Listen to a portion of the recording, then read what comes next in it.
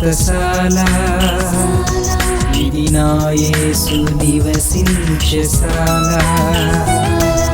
గ్రంథంలో నుండి దేవుడు మనకిచ్చినటువంటి లేఖన భాగం చదువుకుందాం. కీర్తనల గ్రంథం 71వ అధ్యాయం 18వ వచనం. దేవా, వచ్చు తరమునకు నీ బాహుబలమును గూర్చియు పుట్టబో వారందరికీ నీ శౌర్యమును గూర్చియు నేను తెలియజెప్పునట్లు తల నెరసి వృద్ధుడనయ్యుండు వరకు నన్ను విడువకుము. దేవుడి శ్రేష్టమైన మాటలు దీవించి ఆశీర్వదించునుగాక. ఈ భక్తుడు ఏమని ప్రార్థన చేస్తున్నా అంటే, వచ్చు తరమునకు నీ బాహుబలమును. ఇప్పుడున్న వారికి కాదు, వచ్చే తరం ఏంటి?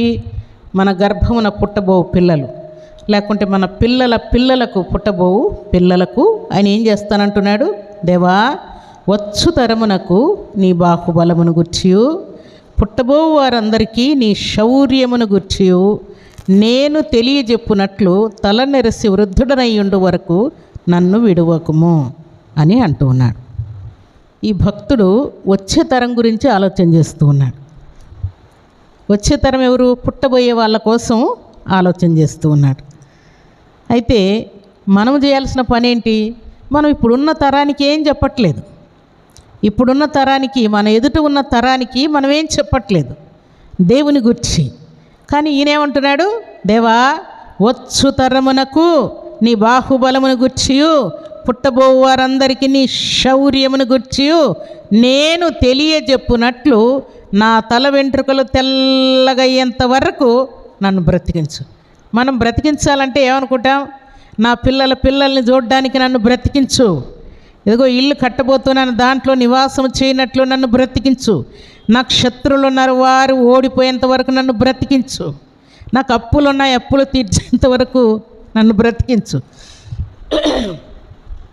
నాకు కొన్ని కోరికలు మిగిలి ఉన్నాయి, వాటన్నిటిని తీర్చుకోవడానికి నన్ను బ్రతికించని మనం ప్రార్థన చేస్తాం. కానీ ఈ భక్తుడు ఏమంటున్నాడు? వచ్చు తరమునకు పుట్టబో వారందరికీ నీ గొప్పతనం ఏంటో, నీ బలమేంటో, నీ శౌర్యం ఏంటో, నీ రోషమేంటో, నీ కార్యాలేంటో నేను తెలియజెప్పినట్లుగా తల వెంట్రుకలు తెల్లగా అయ్యేంతవరకు నన్ను బ్రతికించయ్యా అని దేవుణ్ణి వేడుకుంటూ ఉన్నాడు. దేవునికి స్తోత్రములు కలుగునుగాక, దేవునికి మహిమ కలుగునుగాక. అందుకని భక్తుడైనటువంటి ఇర్మియా ఈ చక్కని మాట గురించి మాట్లాడుతున్నాడు. చూడండి, పరిశుద్ధ గ్రంథంలో నుండి ఇర్మియా గ్రంథం 20వ అధ్యాయం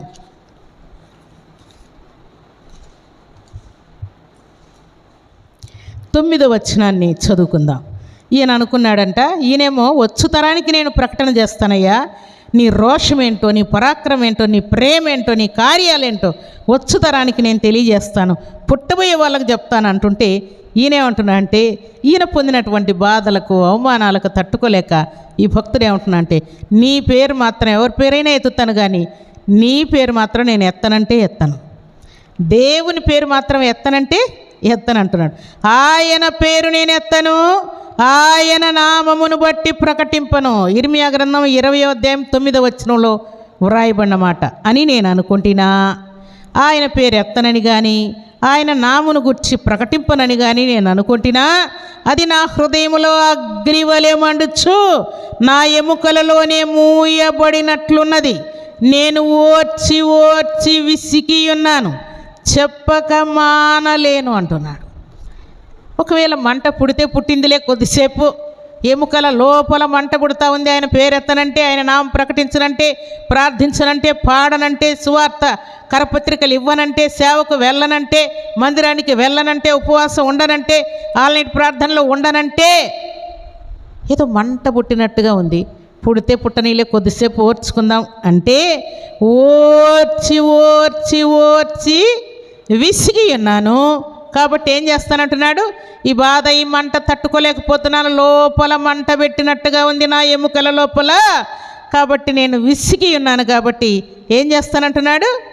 చెప్పక మానలేను, నా వల్ల అయ్యే పని కాదు, ఈ మంట తట్టుకోలేను, ఈ బాధ తట్టుకోలేను, ఈ బాధ భరించలేనని అంటూ ఉన్నాడు. ఎందుకు ఈయన ఈ మాట అనవలసి వచ్చింది? ఆయన పేరు ఎత్తనని ఎందుకంటూ ఉన్నాడు అని అంటే, కానీ ఓర్చి ఓర్చి విసిగి ఉన్నాడంట. బాధ భరించలేని స్థితిలో ఇంక ఇప్పుడు ఏమంటున్నాడు? చెప్పక మానలేను అంటూ ఉన్నాడు. దేవుని సన్నిధిలో చేరిన దేవుని బిడ్డలమైన మనం ఈ మాట జ్ఞాపకం చేసుకుంటే నిజంగా ఇలాంటి బాధ వేదన మన హృదయంలో కూడా ఉండాలని దేవుడు కోరుకుంటూ ఉన్నాడు. అందుకే ఇర్మియా గ్రంథం 23వ అధ్యాయం 9వ వచనంలో కూడా ఆ మాటలు వ్రాయబడిన చూడండి. ప్రవక్తలను గూర్చినది యెహోవాను గూర్చియు ఆయన పరిశుద్ధమైన మాటలను గూర్చియు నా గుండె నాలో పగులుచున్నది. దేవుని గుర్చిన మాటలను గూర్చి నా గుండె నాలో పగులుచున్నది, నా ఎముకలన్నీ కదులుచున్నవి. నేను మత్తిల్లిన వాని వలెను ద్రాక్షారస వశుడనై బలాఢ్యుని వలెను ఉన్నాను. సారాయి తాగిన వాళ్ళు ఎట్లున్నారో అట్లున్నాడంట. ఆయన మత్తుతో ఉన్నాడంట. ఎందుకంటే ఆ మాటలు జ్ఞాపకం చేసుకుంటే గుండె పగిలిపోతూ ఉందంట, ఎముకలన్నీ కదులుతూ ఉన్నాయంట. ఏమి జరుగుతుందో నా హృదయంలో అర్థం కాని పరిస్థితుల్లో ఆయన ఉంటూ ఉన్నాడంట. అందుకని ఈ మాటలన్నీ జ్ఞాపకం చేసుకుని, అయ్యా నీ మాటల గురించి నేను జ్ఞాపకం చేసుకుంటే నేను మత్తుడనైపోతూ ఉన్నాను అని అంటూ ఉన్నాడు. సర్వశక్తివంతుడైనటువంటి దేవాతి దేవుని సన్నిధిలో చేరిన మనం దేవుని మాట ఎత్తుకోకూడదని కానీ, సన్నిధికి రాకూడదని కానీ, ప్రార్థనలో ఉండకూడదని కానీ, లేకుంటే పాడని ఇక మీదట పాడనని కానీ, సాక్ష్యం పలకనని కానీ, అర్పణివ్వనని కానీ, దేవుని మాట ప్రకారం జీవించిన దేవుణ్ణి వదిలిపెడతానని కానీ ఒకవేళ నీ హృదయంలో నువ్వు అనుకుంటే నువ్వు తట్టుకోలేవు. ఆ మంట, ఆ బాధ, ఆ వేదన నువ్వు భరించలేవు. అంతే, అంత వేదన నీ హృదయంలో ఉంటుంది. అందుకని భక్తుడైనటువంటి దానియేలు దేవుని సన్నిధిలో ప్రార్థన చేస్తూ ఈ మాట అంటూ ఉన్నాడు. చూడండి, దానియేలు గ్రంథం 9వ అధ్యాయం 18వ వచనం. నీ గొప్ప కనికరములను బట్టియే మేము నిన్ను ప్రార్థించుచున్నాము కానీ మా స్వనీతి కార్యములను బట్టి నీ సన్నిధిని నిలబడి ప్రార్థించుట లేదు. మా దేవా, చెవియొగ్గి ఆలకింపుము.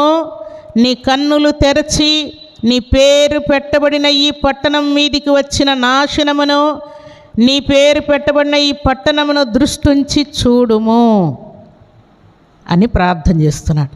మా ప్రార్థనను బట్టి కాకుండా నీ కనికరమును బట్టి మా ప్రార్థన ఆలకించుమని భక్తుడైనటువంటి దానియేలు ప్రార్థన చేస్తారు. భక్తి గల వారందరూ కూడా ఏదో ఒకటి చేస్తారు. వారు ఊరక ఉండలేరు ప్రియులారు. ఎందుకంటే భక్తి నిన్ను ఊరక ఉండనీయదు. భక్తి నిన్ను ఊరక ఉండనీయదంతే. ఎందుకంటే భక్తి కలిగిన వారు ఏదో ఒక కార్యం దేవుని కొరకు చేయాలని ఆరాటంతో నిండి ఉంటారు. ఎవడు నా యందు విశ్వాసం ఉంచునో వాని కడుపులో నుండి జీవజల నదులు పారునని దేవుడు సెలవిచ్చాడు.